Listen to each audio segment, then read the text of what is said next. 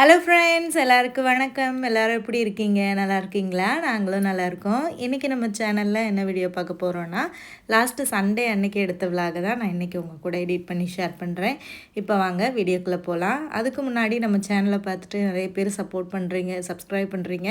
எனக்கு சப்போர்ட் பண்ணி சப்ஸ்கிரைப் பண்ணுற எல்லாருக்குமே ரொம்ப ரொம்ப நன்றிங்க. தொடர்ந்து உங்களோட ஆதரவை நம்ம சேனலுக்கு கொடுங்க. இப்போ வீடியோக்குள்ளே போகலாமா? ஞாயிற்றுக்கிழமை காலையில் ஹஸ்பண்ட் வந்து சமைக்கிறதுக்காக மீன் தான் வாங்கிட்டு வந்துருந்தாங்க. என்ன மீன் வாங்கிட்டு வந்திருந்தாங்கன்னா, திருக்க மீனும் அதுக்கப்புறமா ஊளி மீனும் வாங்கிட்டு வந்திருந்தாங்க. திருக்க மீன் வந்து எங்களுக்கு, ஊளி மீன் வந்து ஃப்ரெண்டு ஒருத்தவங்க கேட்டிருந்தாங்க.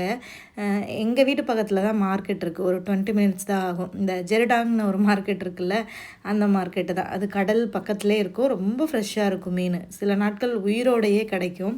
ரெகுலராக வீடியோஸ் பார்க்குறவங்களுக்கு தெரியும். ஸோ அவங்க வந்து ஏதாச்சும் ஒரு மீன் வாங்கிட்டு வாங்க, ப்ராப்ளம் இல்லை அப்படின்னு சொல்லியிருந்தாங்க.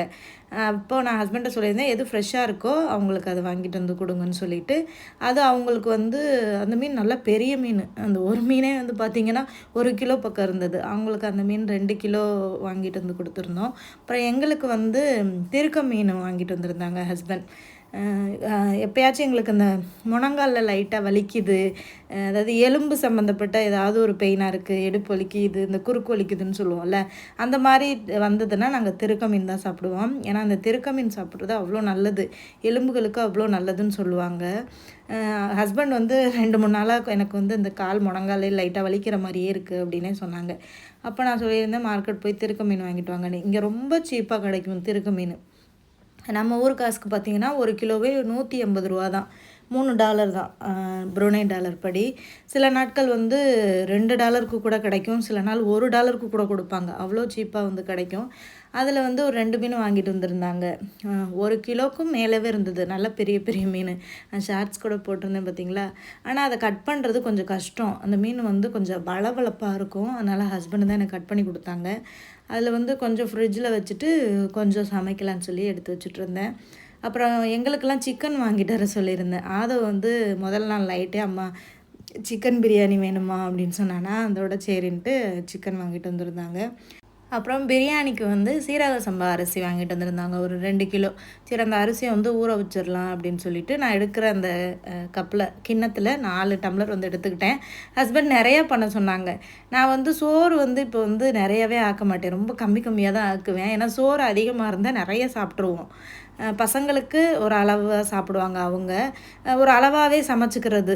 ஏன்னா சோறு நிறைய எடுத்துக்கிறனால அதுவே வெயிட்டு போடும் அப்படின்றனால இவ்வளோ தான் அளவாக ஒரு வேளைக்கு மதியம் மட்டும்தான் மோஸ்ட்லி நாங்கள் வந்து சோறு சாப்பிடுவோம். காலையில் ஏதாவது டிஃபனு, நைட்டுக்கு அதே மாதிரி சப்பாத்தி, கோதுமை தோசை இல்லைன்னா பாஸ்தா அந்த மாதிரி எடுத்துக்கிடுவோம்.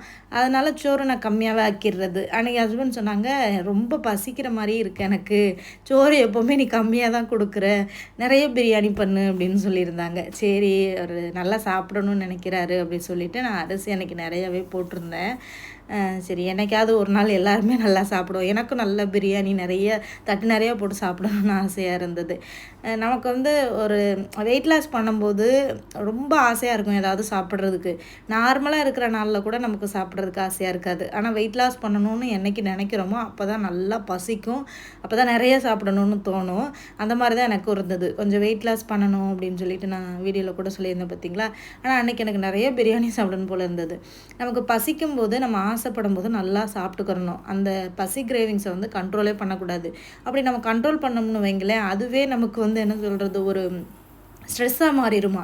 ஒரு ரீல்ஸில் ஒரு டாக்டர் வந்து சொன்னாங்க, உங்களுக்கு பசிக்குதா, ஒன்று சாப்பிடணும்னு தோணுதா, அதை வந்து சாப்பிட்ருங்க, அதை வந்து சாப்பிடாமல் கண்ட்ரோல் பண்ணாதீங்க, அதுவே உங்களுக்கு டென்ஷனை ஏற்றிடும், அதுவே ஸ்ட்ரெஸ் ஆகும் அப்படின்னு சொன்னாங்க. அந்த மாதிரி தான் எனக்கு இருந்தது. அதாவது ஃபுட் அப்படின்றது ஒரு தெரப்பி மாதிரி தான். நம்ம ஒரு கோவமாக இருக்கோம், மன கஷ்டமாக இருக்கும் அப்படின்னு வைங்களேன், அந்த டைமில் நமக்கு பிடிச்ச சாப்பாடை சாப்பிடும்போது மனசுக்கு அப்படியே கூலாக நிம்மதியாக இருக்கும். அந்த மாதிரி நீங்களாம் ஃபீல் பண்ணியிருக்கீங்களா? நான் ஃபீல் பண்ணியிருக்கேன். எனக்கு டென்ஷனாக இருக்குது, கஷ்டமாக இருக்குது அப்படின்னா வீட்டில் ஏதாவது ஸ்நாக்ஸ் இருந்ததுன்னா நான் எடுத்து சாப்பிட்டேன்னா கொஞ்சம் ரிலாக்ஸாக இருக்கும். இல்லைனா எனக்கு பிடிச்சதை பண்ணி சாப்பிட்டேன்னா கொஞ்சம் ரிலாக்ஸாக இருக்கும். அந்த மாதிரி நான் ஃபீல் பண்ணியிருக்கேன். நல்லா வெயிட் லாஸ் பண்ணணும்னு நினச்சிங்கன்னா சாப்பிடுங்க, நல்லா சாப்பிடுங்க. அதுக்கேற்ற மாதிரி எக்ஸசைஸ் பண்ணுங்கள். பிடிச்சதை சாப்பிட்டு வெயிட்டை குறைக்கலாம். அந்த மாதிரி தான் நான் வந்து ஃபாலோ பண்ணுவேன். அதுக்காக சாப்பிடாமல் கிடந்து வெயிட்டை குறைச்சி நம்ம என்ன பண்ண போகிறோம். அப்புறம் பிரியாணி மசாலா வந்து ரெடி பண்ணேன். நான் கடைப்பொடி வாங்கி போட மாட்டேன். வீட்டிலே நம்ம பிரியாணி ஸ்பைசஸ் இருக்கும்ல, சோம்பு, சீரகம், பட்டை, கிராம்பு, ஏலக்காய், அப்புறம் அந்த ஜாதிக்கான்னு ஒன்று கொட்டை மாதிரி இருக்கும், அதை லைட்டாக துருவி போடுவேன். அது எல்லாத்துலேயும் கொஞ்சம் கொஞ்சம் எடுத்து மிக்சியில் பவுடர் பண்ணிக்கிட்டேன். அப்புறம் அதிலேயே இஞ்சி பூண்டு போட்டு அரைச்சிட்டேன். அவ்வளோதான் பிரியாணி மசாலா. எக்ஸ்ட்ரா வந்து பார்த்திங்கன்னா மிளகாய் பொடி போடுவேன் 1 ஸ்பூனு, மல்லிப்பொடி 1 ஸ்பூன் போடுவேன். அவ்வளோதான். எக்ஸ்ட்ரா கடைப்பொடி எல்லாம் போட்டால் எங்களுக்கு செட் ஆகாது. இதுவே நல்லாயிருக்கும் டேஸ்ட்டு. அப்புறம் கொஞ்சம் சிக்கன் கிரில்டு சிக்கன் மாதிரி பண்ணலான்னு சொல்லிவிட்டு கொஞ்சம் போன்லெஸ் சிக்கனை வந்து எடுத்திருந்தேன். அதில் உப்பு, மிளகாய் பொடி, அதுக்கப்புறமா கரம் மசாலா, மஞ்சள் பொடி, தயிர் இதெல்லாம் போட்டுட்டு லெமன் போட்டு புழிஞ்சு விட்டு மிக்ஸ் பண்ணி வச்சுட்டோன்னா மசாலா நல்லா வந்து ஊறிடும். ஒரு 20 மினிட்ஸ் பக்கம் வச்சாலே போதும். ஆயிலெலாம் 1 ஸ்பூன் கூட சேர்க்கலண்ணா, சும்மா மசாலா தயிர் மட்டும்தான் போட்டுட்டு அவனை வந்து ப்ரீஹீட் பண்ணி வச்சுருப்பேன். ஒரு 20 நிமிஷம் நம்ம குக் பண்ணோம்னா நல்லா கிறிஸ்பியாக சூப்பராக வந்து கிரில்டு சிக்கன் ரெடி ஆயிரும். இதை வந்து இந்த சிக்கன் 65ன்னு சொல்லுவாங்க, எண்ணெயில் போட்டு பொரிச்செடுப்பாங்க. ஸோ நான் அந்த மாதிரி பண்ணவே மாட்டேன். பேனில் கொஞ்சமாக எண்ணெய் ஊற்றி அப்படியே ஷாலோ ஃப்ரை மாதிரி பண்ணி எடுத்துடுறது, இல்லைனா அவனில் க்ரில் பண்ணி எடுத்துடுறது. இந்த மாதிரி தான் சிக்கன் வந்து பண்ணுறது. ஆனால் சிக்கன் 65 ரொம்ப நல்லாயிருக்கும். ஹோட்டல்லலாம் சாப்பிடும்போது கிறிஸ்பியாக டேஸ்ட்டு நல்லா தான் இருக்கும். ஆனால் ஆயில் ரொம்ப கன்சியூம் ஆகும் அப்படின்றனாலே நான் அந்த மாதிரி பண்ணுறதில்ல. அப்புறம் பிரியாணிக்கு தேவையான தக்காளி, வெங்காயம் அதெல்லாம் ரெடி பண்ணிகிட்டு இருந்தேன். அப்புறம் தேங்காய் பால் ஊற்றி தான் அன்றைக்கி வந்து பிரியாணி பண்ணியிருந்தேன். ரொம்ப சூப்பராக இருந்தது. நார்மலாக பிரியாணி பண்ணுறதுக்கும் தேங்காய் பால் ஊற்றி பண்ணுறதுக்கும் நல்ல டிஃப்ரென்ஸ் இருக்குது. தேங்காய் பால் ஊற்றினோம்னா நல்லா அதோடய ஃப்ளேவர் ரொம்ப சூப்பராக இருக்கும்.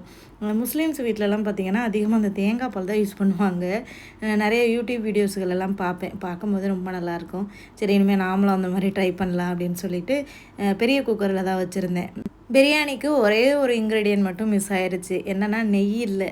ஹஸ்பண்ட்டை நான் சொல்லிவிட மறந்துட்டேன்.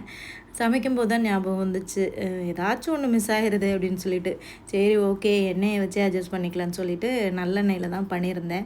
அதுவே நல்லா தான் வந்திருந்தது. ஏன்னா தயிர் வந்து கொஞ்சம் எக்ஸ்ட்ரா சேர்த்துக்கிட்டேன், அதோட ஃப்ளேவருமே ரொம்ப நல்லா இருந்தது. ஸோ இப்போ பிரியாணி பண்ண ஸ்டார்ட் பண்ணுவோமா? எண்ணெய் ஊற்றிட்டு பிரியாணி ஸ்பைசஸ்லாம் போட்டுட்டு நல்லா பொரிய விட்டுற வேண்டிதான்.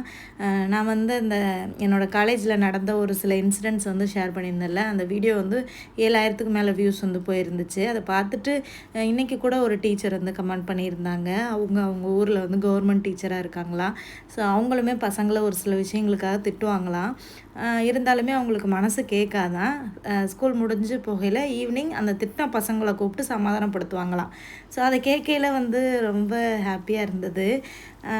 டீச்சர் வந்து கோபமாக திட்டுறது வந்து சகஜம்தான். ஏன்னா பிள்ளைங்களுமே வந்து சேட்டை பண்ணுவாங்க. அதனால வந்து திட்டுறதுக்கான வாய்ப்பு வந்துடும். இப்போ வீட்லேயுமே நம்ம பசங்களை எப்போவுமே வந்து நம்ம கொஞ்சிகிட்டா இருக்கோம், சேட்டை பண்ணால் திட்ட தானே செய்கிறோம். ஸோ அது மாதிரி தான் டீச்சர்களுமே.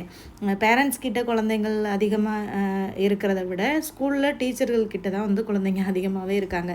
ஸோ அதனால் ஏதாவது ஒரு சின்ன தப்பு பண்ணாலுமே திட்டுற மாதிரி வந்துடும். இருந்தாலுமே அந்த டீச்சர் வந்து ஸ்கூல் விட்டு போகையில் அவங்க மனசு கேட்காம கூப்பிட்டு சமாதானம் பண்ணுறாங்க பாருங்கள்.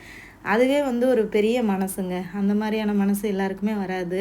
ஸோ அவங்களுக்கு நான் வந்து ரிப்ளை பண்ணியிருந்தேன். உண்மையாகவே உங்களை மாதிரி டீச்சர்லாம் கிடைக்கிறது ஒரு வரம்னு சொல்லிட்டு. இந்த வீடியோவை இத்தனை பேர் பார்த்து இந்தளவுக்கு கமெண்ட் பண்ணுவீங்க அப்படின்னு நான் எதிர்பார்க்கவே இல்லை. ரொம்ப ஹாப்பியாக இருந்தது. ஸோ நம்ம வாழ்க்கையில் நடக்கிற ஒரு சில விஷயங்களை வந்து நம்மளால் மறக்கவே முடியாதுன்னு சொல்லுவாங்கள்ல. ஸோ அந்த மாதிரி தான் எனக்கு அந்த காலேஜ் டேஸில், அதுவும் அந்த ஃபஸ்ட் இயரில் தான். ஸோ ஃபஸ்ட் இயரில் ஒரு சில டீச்சர்ஸ்கள் அந்த மாதிரி தான் பண்ணாங்க. என்னை மட்டும் இல்லை, இன்னொரு பொண்ணு ஒருத்தவங்க என்னோடய கிளாஸில் தான். அந்த பொண்ணையும் எனக்கு அப்புறம் அந்த பொண்ணை இது பண்ணிகிட்டு இருந்தாங்க. என்னை மாதிரியே அந்த பொண்ணுமே வந்து ரொம்ப ஸ்ட்ரகிள் பண்ணாங்க. என்னோடய ஃப்ரெண்டு தான் அந்த பொண்ணு. இப்போ அந்த பொண்ணு வந்து பெரம்பலூர், அந்த பொண்ணோட ஊர். இப்போ பெரம்பலூரில் அந்த பொண்ணு தாசில்தாராக இருக்காங்க, கவர்மெண்ட் போஸ்ட்டே. எங்கள் கிளாஸ்லையே அந்த பொண்ணு தாங்க ஃபஸ்ட்டு கவர்மெண்ட் ஜாப் வாங்கினதே. அவ்வளோ ஹாப்பியாக இருந்தது எனக்கு கேட்கும்போது. காலேஜ் முடிச்சுட்டு அதுக்கப்புறமா அவளை நான் காண்டாக்டே பண்ணலை. ஒரு 1.5 வருஷம் கழித்து தான் நான் அவள்கிட்டயே பேசினேன். எனக்கு கல்யாணம் ஆகி அதுக்கப்புறம் ஆதோ பிறந்திருந்த டைமில் நான் எங்கள் அம்மா வீட்டில் இருந்தேன். அப்போ தான் எனக்கு FBயில் வந்து மெசேஜ் பண்ணியிருந்தா, ஹாய் வினிதா எப்படி இருக்குன்னு சொல்லிட்டு. அப்போ பேசும்போது தான் காண்டாக்ட் நம்பர் வாங்கி எப்படி இருக்க, என்ன பண்ணுற அப்படின்னு கேட்டபோது நான் வந்து இந்த மாதிரி TNPSசிக்கு ப்ரிப்பேர் பண்ணிகிட்ருக்கேன், படிச்சுட்ருக்கேன், 2 டைம் எழுதி ஃபெயில் ஆகிட்டேன், திரும்பவும் வந்து எக்ஸாம் எழுதிட்டுருக்கேன், கண்டிப்பாக பாஸ் ஆயிடுவேன் நம்பிக்கை இருக்குது அப்படின்னு சொன்னான். நானுமே நிறைய அவள்கிட்ட பேசினேன், கண்டிப்பாக நீ பாஸ் ஆயிடுவே கவலைப்படாத அப்படின்னு சொல்லிட்டு. அதுக்கப்புறம் பாஸ் பண்ணதுக்கப்புறம் ஒரு ஒரு 6 மாதம் கழிச்சு திரும்ப கால் பண்ணியிருந்தா. பாஸ் பண்ணதுக்கப்புறமா நான் பாஸ் ஆகிட்டேன் வினிதா, கேட்குறதுக்கு எனக்கு அவ்வளோ சந்தோஷமாக இருந்தது. ஸோ நான் என்னென்ன ஸ்ட்ரகிள் எல்லாம் காலேஜில் வந்து ஃபேஸ் பண்ணணும் அதே மாதிரி அவளும் ஃபேஸ் பண்ணியிருக்கா. அந்த டைம் எனக்கு தோணுச்சு, எத்தனை பேர் நம்மளுக்கு ஒன்றுமே தெரியாது, நம்ம மக்கு அப்படின்னு சொல்லி எத்தனை டீச்சர்ஸ் வந்து நம்மளை அவமானப்படுத்தியிருக்காங்க. அவங்களுக்கு முன்னாடியெல்லாம் அவள் ஃபஸ்ட்டாக வேலை வாங்கினது அவ்வளோ ஹாப்பியாக இருந்தது. என்கிட்ட பேசும்போது ஒரு இன்சிடெண்ட்டை வந்து ஷேர் பண்ணால், அது இன்னுமே எனக்கு ஹாப்பியாக இருந்தது. காலேஜில் ஒரு வேலை விஷயமா அவளுக்கு வேலை கிடச்சதுக்கப்புறம் போயிருக்கா. தாசில்தார் ஆனதுக்கப்புறமா இதை ஒரு சர்டிஃபிகேட் வாங்கணுமோ எதுக்காகவோ போயிருக்கா. அப்போ எங்கள் டிபார்ட்மெண்ட்டில் எங்களோட ஸ்டாஃப் எல்லாம் இருக்காங்கல்ல, அவங்க யார் போனாலுமே என்ன பண்ணுறீங்க எது பண்ணுறீங்க அப்படின்னு கேட்பாங்கல்ல. ஸ்டூடெண்ட்ஸுகள் இப்போ எங்கே இருக்காங்க, என்ன பண்ணுறாங்க, படிக்கிறாங்களா, வேலை பார்க்குறாங்களான்னு சொல்லிட்டு. அப்போ அவகிட்ட ஒரு ஸ்டாஃப் வந்து கேட்டாங்களா, என்னம்மா பண்ணுற அப்படின்னு சொல்லிட்டு. அப்போ அவள் சொன்னாலாம், நான் தாசில்தார் ஆகிட்டேன் மேடம், இப்போ வேலையில் தான் இருக்கேன், இங்கே ஒரு சர்டிஃபிகேட் வாங்குறதுக்காக வந்தேன்னு சொல்லிட்டு. அப்போ அந்த டீச்சர் அவ்வளோ ஆச்சரியப்பட்டாங்களா. ஏன்னா கிளாஸில் வந்து ஆரம்பத்தில் நம்ம படித்தது ஸ்ட்ரகிள் பண்ணது எல்லாமே வந்து அவங்க பார்த்துருப்பாங்க. ஏன்னா எல்லா ஃபேக்கல்ட்டிகளுக்குமே தெரியும்ல, இந்த பொண்ணு இந்த அளவுக்கு வந்துட்டாங்களா அப்படி சொல்லி ரொம்ப பாராட்டி ரொம்ப வந்து இது பண்ணாங்க அப்படின்ற மாதிரி என்கிட்ட வந்து ஷேர் பண்ணான். அது கேட்கல எனக்கு அவ்வளோ சந்தோஷமாக இருந்தது. இந்த உலகத்தில் எல்லாருக்குள்ளேயுமே ஏதாவது ஒரு திறமை இருக்குங்க. அதை நம்ம வந்து கண்டுபிடிக்கணும். நமக்கு என்ன தெரியும், நம்ம என்ன பண்ணலாம், நம்ம எதில் போனால் நம்மளால் அச்சீவ் பண்ண முடியும் அப்படின்றத நம்ம கண்டுபிடிச்சி அதில் நம்ம ஃபோக்கஸ் பண்ணோம்னாலே கண்டிப்பாக ஜெயிக்க முடியும். அதை வந்து ஒரு சில டீச்சர்கள் வந்து புரிஞ்சுக்கணும். சில பேர் என்ன பண்ணிடுறாங்க, ஒரு சில சப்ஜெக்டில் வந்து ஃபெயில் ஆனவுடனே இதுக்கு ஒன்றுமே தெரியாது, படிப்பு தான் எல்லாம் அப்படின்ற மாதிரி நினச்சிட்றாங்க. ஒரு மார்க் எடுத்தால் அவங்க வந்து ரொம்ப இன்டெலிஜென்ட்டு, 90 மார்க் எடுத்தாங்கன்னா அவங்க ரொம்ப ஜீனியஸ் அப்படின்ற மாதிரி நினச்சிட்றாங்க. ஃபெயில் ஆகிறவங்கெல்லாம் ரொம்ப மக்கு, அவங்களுக்குலாம் ஒன்றும் தெரியாது அப்படின்ற மாதிரி நினைக்கிறாங்க. அது ரொம்ப தப்பு. மார்க்கை வச்சு ஒரு குழந்தைய வந்து அசஸ் பண்ணுறது அப்படின்றது ரொம்ப தப்பு. ஒரு சில சூழ்நிலைகள்னால அந்த டைமில் அவங்களால படிக்க முடியாமல் போயிருக்கலாம்.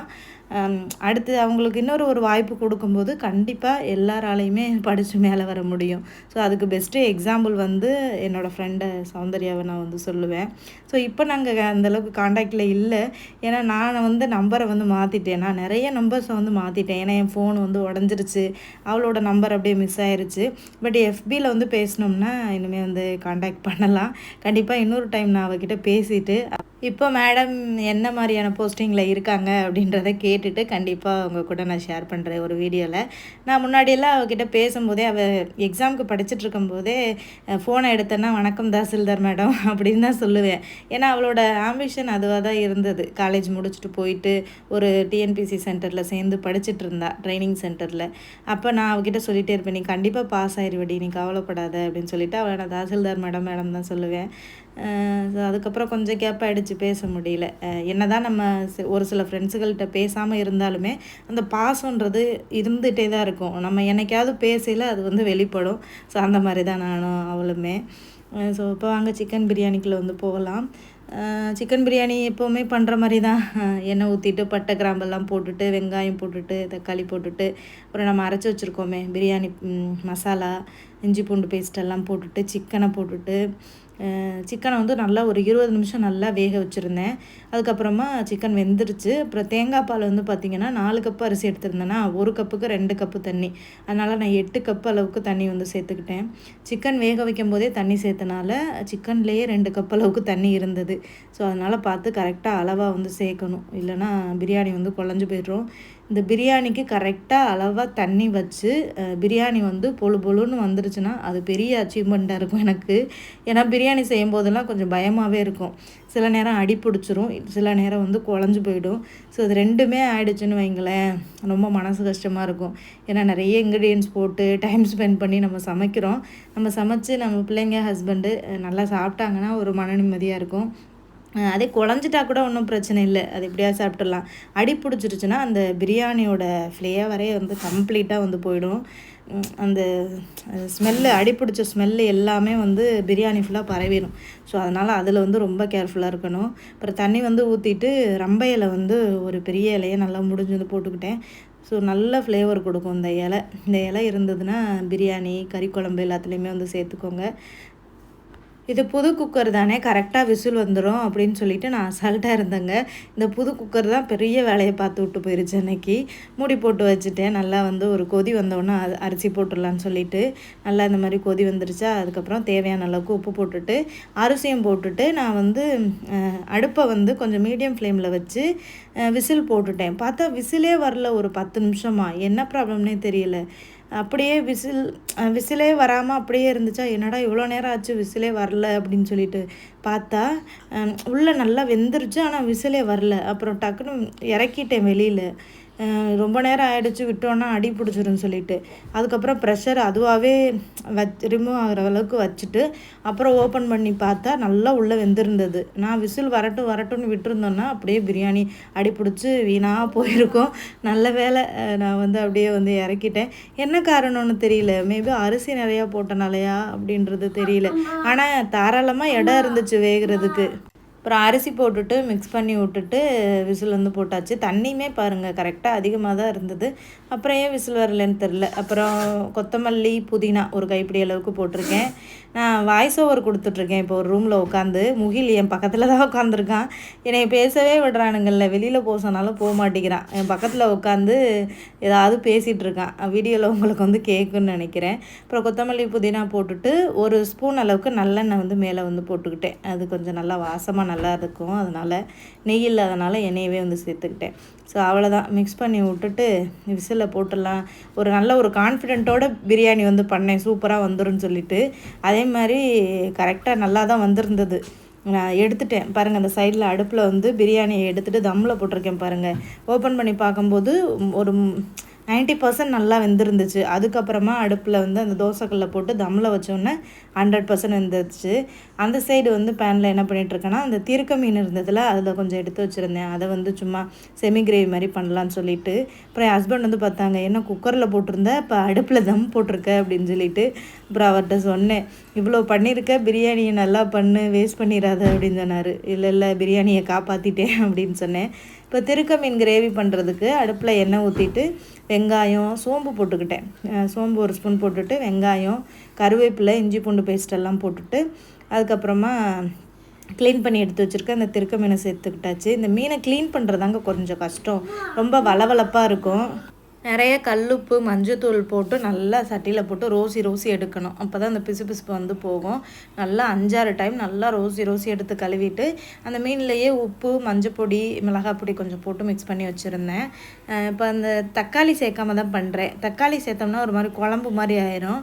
என் வீட்டுக்காருக்கு சும்மா வெங்காயம் போட்டு இந்த மாதிரி செமி கிரேவியாக பண்ணால் தான் அவருக்கு வந்து பிடிக்கும். அப்புறம் கொஞ்சம் பூண்டு வந்து நச்சு போட்டுக்கிட்டேன். அப்புறம் திருக்க மீனை போட்டுட்டு மிளகாய் பொடி மல்லிப்பொடி கொஞ்சம் மஞ்சப்பொடி அவ்வளோதான். தேவையான அளவுக்கு உப்பு போட்டுட்டு இது வேகிற அளவுக்கு கொஞ்சமாக தண்ணி ஊற்றிக்க வேண்டியதான்.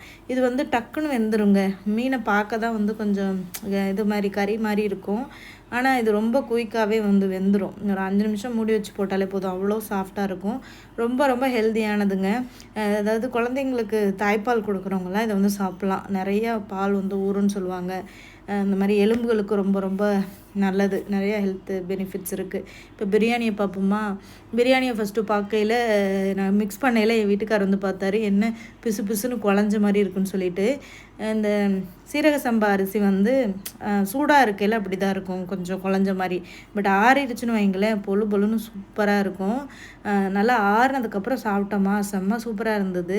என் வீட்டுக்காரரே நல்லாயிருக்கு சூப்பராக இருக்குது, பாஸ்மதி அரிசியை விட இந்த அரிசி சூப்பராக இருக்குது, இனிமேல் இதிலையே பண்ணலாம் பிரியாணி அப்படின்னு சொல்லிட்டு நல்லா சாப்பிட்டாரு. நான் கூட நினச்சேன் சூடாக இருக்கையில் குழஞ்சி போயிடுச்சேன்னு, ஆனால் ஆறுனதுக்கப்புறம் நல்லா பொழுன்னு ஆயிடுச்சுன்னு சொன்னார். இந்த அரிசியில் ட்ரை பண்ணுங்கள், பிரியாணி ரொம்ப சூப்பராக இருக்கும். அப்புறம் அவனில் வந்து நான் அந்த கிரில்டு சிக்கன் வந்து வச்சுருந்தேன். அது ஒரு 1/2 மணி நேரத்துலேயே நல்லா வந்து வெந்துருச்சு. எடுத்த உடனேயே எல்லோரும் வீட்டில் பசியாக இருந்தாங்க. அதோட ஒரு கப்பில் தயிரை ஊற்றி கொடுத்து இந்த சிக்கனை சாப்பிடுங்கன்னு சொல்லிட்டு எடுத்து கொடுத்துட்டேன். ரொம்ப சூப்பராக வந்துருந்தது. என் பசங்களுமே நல்லா சாப்பிட்டாங்க. ஸோ அவன் இருந்ததுன்னா இந்த மாதிரி பண்ணி சாப்பிடுங்க. மீனையுமே இந்த மாதிரி வந்து பண்ணலாம். இப்போ பாருங்கள், இந்த திருக்க மீனும் வந்து நல்லா வெந்துருச்சு சூப்பராக. இதை வந்து நல்லா வறுத்து அரைச்சி குழம்பு மாதிரி பண்ணலாம். தேங்காய் மிளகு சீரகம் சோம்புலாம் அரைச்சி புளி ஊற்றி குழம்பு மாதிரி வச்சாலும் ரொம்ப சூப்பராக இருக்கும். எங்கள் அம்மாலாம் வைப்பாங்க, அவ்வளோ டேஸ்ட்டாக இருக்கும். இந்த திருக்க மீனில் கருவாடுமே இருக்கும், எங்கள் ஊர் சைட்லாம் கிடைக்கும்.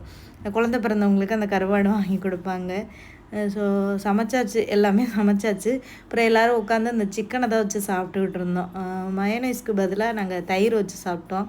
அப்புறமா லஞ்சு உட்காந்து சாப்பிட ஆரம்பித்தாச்சு. முட்டை வச்சுருந்தேன், தயிர் வெங்காயம் வச்சுருந்தேன், அப்புறம் நல்ல பிரியாணி, அப்புறம் திருக்க மீன் குழம்பு, நல்ல சாப்பாடு. காலையில் நாங்கள் அன்றைக்கி என்ன சாப்பிட்டோம், ஃப்ரூட்ஸு தான் சாப்பிட்ருந்தோம், வேறு எதுவுமே சாப்பிட்ல யாரும். அதனால் நல்லா பசி, அதனால் எல்லோரும் உட்காந்து நல்லா பிரியாணியை ஒரு கட்டு கட்டியாச்சு. ஸோ எங்களுக்கு வந்து வெளியில் ஹோட்டலில் போய் சாப்பிட்றது அவ்வளோக்கா பிடிக்கவே பிடிக்காது. முடிஞ்ச அளவுக்கு ஹோம் ஃபுட்டு தான் எனக்கும் சரி ஹஸ்பண்டுக்குமே சரி. எதுனாலுமே வீட்டில் பண்ணி சாப்பிடணும் அப்படின்னு தான் ப்ரிஃபர் பண்ணுவோம். எங்களுக்கு என்ன ஹாபினா, வெளியில் போய் பார்க் போகிறது, இது பண்ணுறது, இதெல்லாமே எனக்கு ரொம்ப பிடிக்கும். பீச்சுக்கு போகிறது, வெளியில் சுற்றுறது, ஹோட்டல் போகிறது, இந்த மாதிரி எப்போயாச்சும் ஹோட்டல் போகிறது. ஆனால் என் வீட்டுக்காருக்கு அது சுத்தமாக பிடிக்காது. அவருக்கு பிடிச்ச விஷயம், அவருக்கு பிடிச்ச ஹாபினா மார்க்கெட் போகணும், நல்லா ஃப்ரெஷ்ஷான மீன் வாங்கணும், ஃப்ரெஷ்ஷான காய்கறிகள் வாங்கணும், அதை வீட்டில் வச்சு சமைச்சு குடும்பத்தோடு சாப்பிடணும். அதுதான் அவருக்கு ரொம்ப பிடிக்கும். அது அவரோட ஹாபின்னு கூட சொல்லலாம். அதனால தான் எவ்வளோ வேலை இருந்தாலும் மார்க்கெட் போய் மீன் காய்கறி இதெல்லாமே ஃப்ரெஷ்ஷாக வாங்கிட்டு வருவார். அது அவருக்கு ஒரு மைண்ட் ரிலாக்ஸாக இருக்குன்னு சொல்லுவார். அவரோட சேர்ந்து நானும் அந்த மாதிரி வந்து பழகிட்டேன். ஸோ எங்களுக்கு சண்டே இந்த மாதிரி தான் போச்சு. சூப்பராக சாப்பிட்டு அந்த டே வந்து கம்ப்ளீட் ஆச்சு. ஸோ இதோட இந்த வீடியோ வந்து கம்ப்ளீட் ஆகுதுங்க. நெக்ஸ்ட் வீடியோவில் நம்ம பார்க்கலாம். பிளேட்டை பார்க்கையில சாப்பிடணுன்னு ஆசையாக இருக்குல்ல, எனக்கே இப்போ சாப்பிடணுன்னு ஆசையாக இருக்குது பிரியாணியை பார்க்கையில். பிரியாணினா யாருக்கு தான் பிடிக்காதுல்ல. பிரியாணி அப்படின்றது எல்லாருக்குமே ரொம்ப ரொம்ப பிடிச்ச உணவு. நீங்களும் சமைச்சு சாப்பிடுங்க. பாய்.